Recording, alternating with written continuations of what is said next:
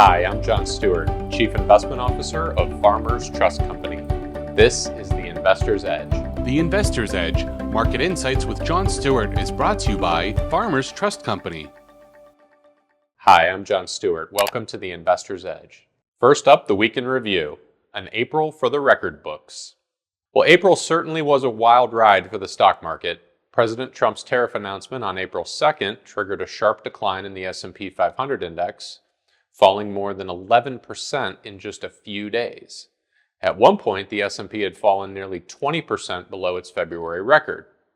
But after the initial drop, Trump announced a 90-day pause on some of the tariffs, which led to a significant rally. The S&P closed out the month roughly 15% higher than its April 7th intraday low. Overall, the index was down less than 1% for the month, almost as if nothing even happened. For this week's featured insight, stick to the plan. Regardless of what happens in the markets, stick to your investment program. Changing your strategy at the wrong time can be the single most devastating mistake you can make as an investor. That's a quote by John Bogle, the founder of Vanguard. Now, I've given similar advice many times on Investor's Edge, and it rings true yet again, given the market's price action in April.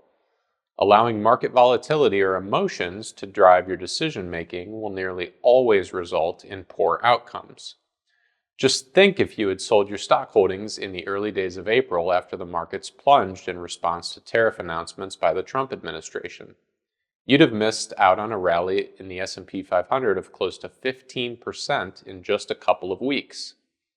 In the short term, markets will confuse and confound investors, but a solid long-term investment plan stands the test of time. Looking ahead, should you sell in May? There's an old market adage that advises investors to sell in May and go away. But should investors really heed this advice? I'd say not so fast. May has shown a gain in the S&P 500 index in 9 of the past 10 years, with an average return of roughly 1%.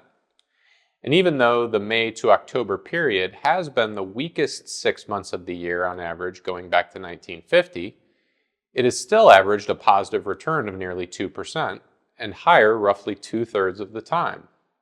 More recently, the May to October stretch has been quite good for stocks. In the past 10 years, it has averaged a return of 4.6%, higher 80% of the time. Once again, I'm John Stewart. Thank you for watching The Investor's Edge. The Investor's Edge, Market Insights with John Stewart, is brought to you by Farmers Trust Company.